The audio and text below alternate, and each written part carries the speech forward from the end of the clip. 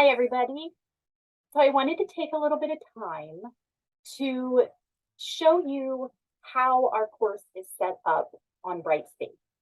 That way you'll know right from the start where to go to find what you need each week, how the weeks are organized, how the lessons are organized, how the homework fits in.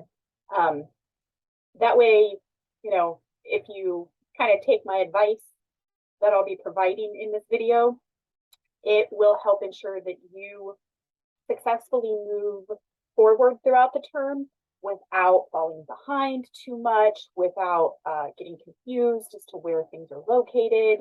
And you'll just have a better understanding of how the course is laid out and best practices to use while moving through the material each week. Okay, so let's go ahead and take a look here. All right. So obviously, if you are watching this video, you are here under the Getting Started section. Maybe you looked at the information here with Meet Your Instructor, just a little bit about me. Maybe you looked at the course overview, just a little blurb as to what English Composition, English 200 is all about, what we'll be focusing on. Hopefully you have already looked at the attendance and weekly deadlines section. If you're going through things in order, it's the sub-tab right above this one. So theoretically, you will have already looked at this information. If you have not, though, you definitely want to do so. Not only does this video and these written explanation, not only do they give you super important information that you need to be aware of, but there will also be questions from this material on the week 1 attendance quiz. Okay. And then of course, here, how to find your way around, there'll be questions from this video on the week 1 attendance quiz too. Then you have your syllabus, right? This is a PDF version of the syllabus. And I'm pretty sure you can, download it. Yeah, download it right there if you prefer to do so in a PDF. But I provide a Word document of it in the week 1 module. So it's just here as a PDF, so it shows up right on the screen for you, right? So it's a nice way to come back to the syllabus anytime you need to double check something. That way you don't have to download a Word document, pull it up on your computer, that sort of thing. It's always here right on the screen. Then we have our textbook instructions. We do have an e-textbook, so make sure that you are paying attention to these instructions so that you can access the book when needed. My late work policy is also here under the Getting Started section. I'll cover that in more detail in the course syllabus review in the week 1 module, but I put the late work policy here so you can always come back to that. Again, that way you don't have to search through all the pages of the syllabus. It's right here for you. Because there are different policies for the different types of assignments in the class, right? Then we have release conditions. So if you remember in the week 1 announcement video, I mentioned the release conditions very briefly. Essentially, there will be one assignment each week that has release conditions attached to it. What that means is when you click on that week's module and you take that week's attendance quiz, all of the lessons and all the other assignments will be visible to you. But there will be one assignment each week that remains hidden until you have accomplished the release conditions attached to it. Any of those assignments that have release conditions attached to them, it will be noted on the agenda for the week. And I will definitely mention it in the announcement video for that week. And I will send out a reminder to everyone that week. But I've also provided you with this list that you can come back to at any time that lists the release conditions for every assignment that has them.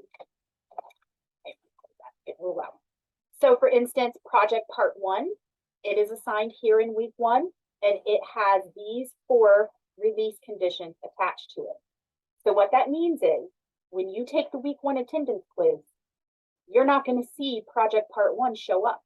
It's not going to be there.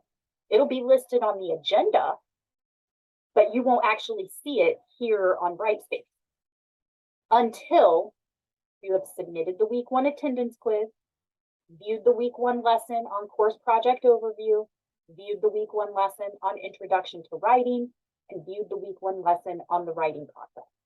Once those 4 conditions have been met, then project part 1 will show up for you. And then you can view it, work on it, and submit it. In week 2, it's the essay basics assignment. These are the release conditions associated with that one. In week 3, it's the research and plagiarism assignment. These are the release conditions associated with that assignment. In week 4, it's project part 2. These are the release conditions for that. Week 5, it's the integrating sources assignments. These are the release conditions for those. Project part 3 is assigned in week 6. These are the release conditions associated with that. And so on and so forth. Peer review assignment in week 7, project part 4 in week 8, and the reflective essay that you'll write in week 10. Okay, so it looks like week 9 is the only week that does not have an assignment with release conditions attached to it. But that's because you'll be busy finishing up the course project research paper and getting ready for the reflective essay. Right? So every week there's at least one assignment that has release conditions attached to it. It will be mentioned on the agenda for that week. It will be mentioned in the weekly announcement for that week. And I'll send out reminders each week. But this list is always here under the Getting Started section if you ever need to come back to it for whatever reason. All right. Instructions for using Google Docs. Don't really need to worry about that unless you don't have access to Microsoft Word.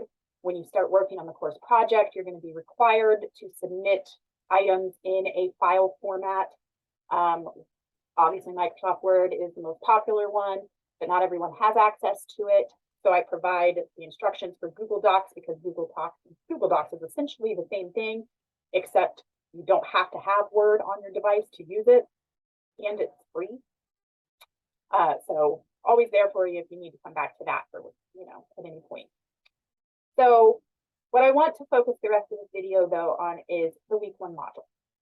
When you click on week 1 module, first thing I want to point out is you will see, even if you haven't taken the attendance quiz yet, you will see the instructions for week 1 over here on the middle of the screen. And if you notice, pretty much everything that's listed here is the same thing that was listed on the week 1 announcement when you first logged into the course. That will be the same every week.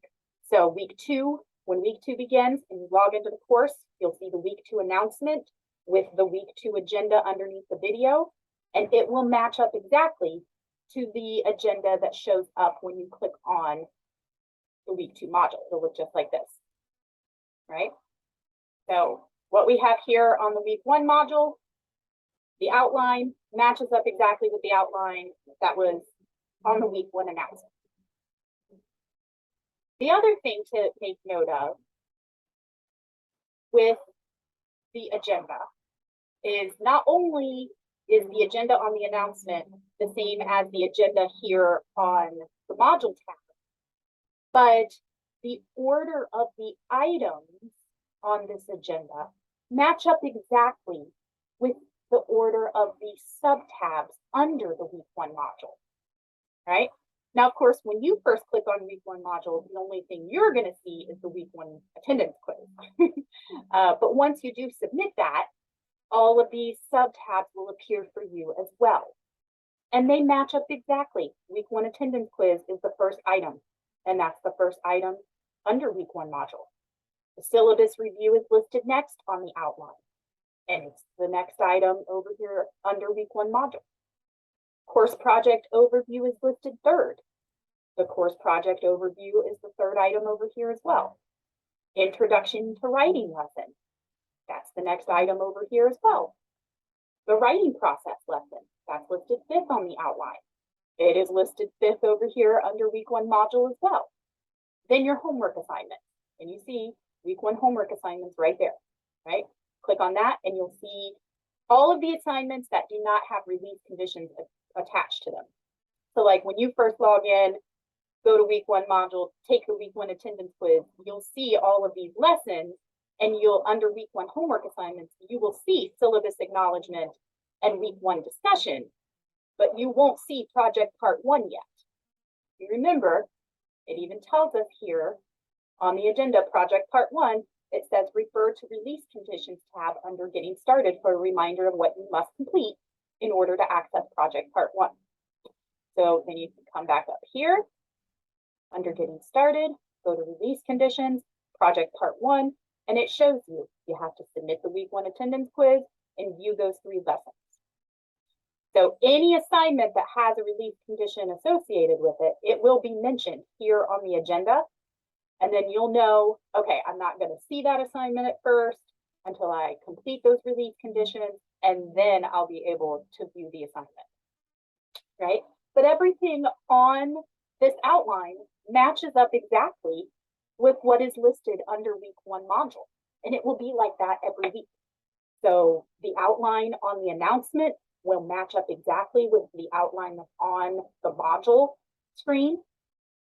And the order of those items on the outline will match up exactly with the order of the items here under the module tab. So same setup every week, no surprises. The only thing that changes are the lessons and the assignments. The structure remains the same from week 1 to week 10.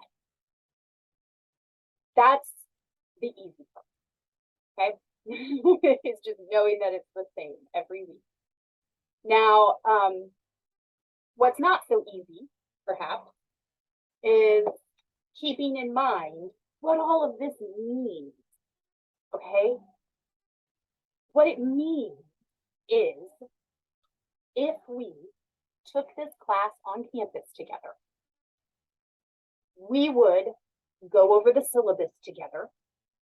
I would go over the course project with you. We would have a lesson on introduction to writing, and we would have a lesson on the writing process. You would probably do the syllabus acknowledgement in class. You fill out a form and hand it in to me, right? But you would go home with homework, project part 1, and if we were in class, we probably wouldn't be doing a discussion. It would probably be something else that you would have as homework. But this is what we would cover in the classroom together. And this is what you would be expected to work on at home, right? But this is an online class. So you have to do it all on your own throughout the week. And keep in mind, this is a 4 credit hour class. That means 40 hours throughout the term divided among 10 weeks. That is 4 hours a week in class.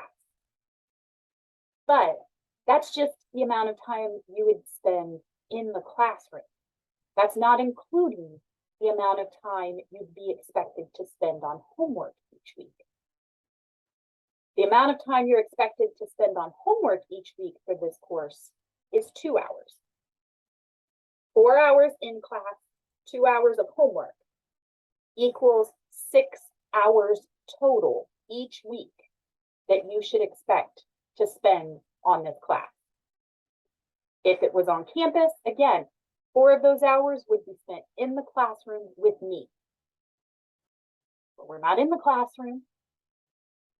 You have to find time on your own to go through the material that takes up those 4 hours. Each week is 6 hours total. So sometimes, some weeks might be, 3 hours of lessons and 3 hours of homework. Some weeks might be 4.5 hours of lessons and an hour and a half of homework. The point, though, is that it's 6 hours total each week that you should expect to spend working on this class. That includes going through the lessons and completing the assignment. If you can think about the module in that way, it can help you sort of keep an eye on the bigger picture, which is, yes, it seems like I'm spending a lot of time on this class. Oh, wait. But if it was on campus, I'd still be spending this much time on the class. It'd just be 4 hours of it would be in the classroom each week. Now you have the convenience of spreading that 4 hours across the whole week and then figuring out when you're going to work on the assignments for that week. You have from Monday to Sunday night to do that. There is nothing to say that you have to sit down one day out of the week and do it all at once. If that's what works best for you, fine. But that's not going to work best for all of us. Sitting in the classroom for 4 hours isn't quite the same thing as having to sit in front of your computer screen watching videos and looking at PowerPoints for 4 hours. That's not easy to do straight through. So you get to decide how you're going to space it out. But just know that you should expect 6 hours of work each week for this class. 6 hours of time, 6 hours of your time devoted to this class. Going through the lessons, looking at the PowerPoints, completing the assignments. 6 hours. However you decide to break it up and space it out through the week, also keep in mind that some of the videos or some of the lessons are going to be on the longer side. There will be a few that are, about an hour long.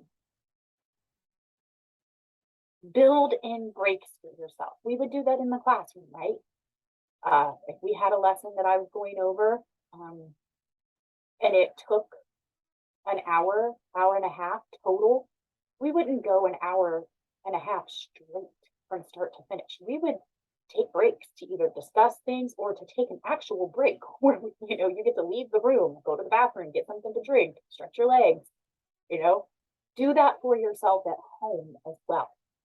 Okay. So that's why it's a good idea to, at the beginning of every week, go ahead, log into the course, watch the announcement video, look at the agenda, click on content, go to that week's module tab, click on it, take that week's attendance quiz, and then at least look through the lessons for the week. Look at each video, see how long they are. Look at the assignments. Try to gauge how much time each one might take you. And then you can plan your time accordingly. Now, that doesn't mean you have to get started on the class right then. It's just do yourself a favor and preview it so that you know from the start of the week exactly what's in store for you, and then you can plan accordingly. But just remember, all of this, once you click on week 1 module or week 2 module, everything under that module tab is supposed to be roughly 6 hours of time you're spending on the course that week. And if you can just remember, okay, it seems like a lot, it's super overwhelming. If we were in the classroom, 4 hours of that would be in class. I get it. Okay, that makes sense now. 4 hours in the class, 2 hours of homework, it would be easy. I wouldn't even think about it. But it's because you are still responsible for that full 6 hours on your own each week that makes it seem super overwhelming and like it's so much work. And it is a lot of work. What makes it difficult is that you're having to do it on your own. But the cool thing about that is you get to decide when. You don't have to sit in class for 4 straight hours one day a week. You can break it up and do it when it is convenient for you. But it's still 6 hours of work, even though we're not in the classroom. Okay. All right. So again, that is how each week is structured. You'll log into the course and see that week's announcement. You'll see that week's agenda. When you come into the content and click on that week's module tab, you'll see the agenda here as well. And all of those items on this agenda match up exactly with these sub-tabs, same order, right? Anything that is a release condition for an assignment of some sort will be marked with this required in caps, right? Anything that has a release condition, it'll be mentioned here on the agenda.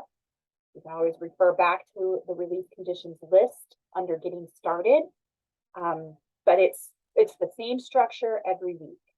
I always tell students that the best way to access the assignments is here under week 1 homework assignments. There are other ways. You can come up to course tools and you can go to the discussions this way, right? Always keep in mind when you come to the discussions that in order to get to the part where you can post a thread, you have to click on the title in blue, right? It's a hyperlink. Gotta click on that. You can come to the quizzes here under course tools, right? You can see all the quizzes that are available to you.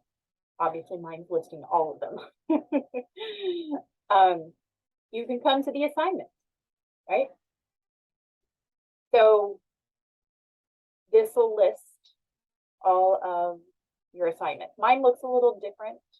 When you click on assignments, you'll still see the list down the left side, but yours will have different columns over here. The first column will say submission status. That'll let you know if you have submitted that item. You can even click on whatever's in this box to see what you've submitted. Not quite sure if I remember what the second column is. Sorry about that. And then the third column, though, is the feedback column. So you can come over to the feedback column and see any feedback that I have typed into the feedback box. But then there might also be an attachment, a file that has been attached that might provide corrections of some sort, right? But there's several ways you can get to all of the assignments. I just want you to be aware, though, that to ensure that you are completing the correct assignments for that particular week, it might be best to just click on week 1 module, click on week 1 homework assignments, and then, they'll be listed here for you. Keep in mind any that might have release conditions. Okay. Just a little overview of the course and the best way to sort of approach the class each week. I hope this helps, but certainly don't hesitate to reach out if you aren't understanding something, if something doesn't seem to be working right for you. Any confusion or questions whatsoever, don't hesitate to reach out. That's what I'm here for. I'm here to answer questions. I'm here to help you, and I will do so in, to my best ability, right? Okay, that's it for this. You guys are free to go ahead and move on to the next thing.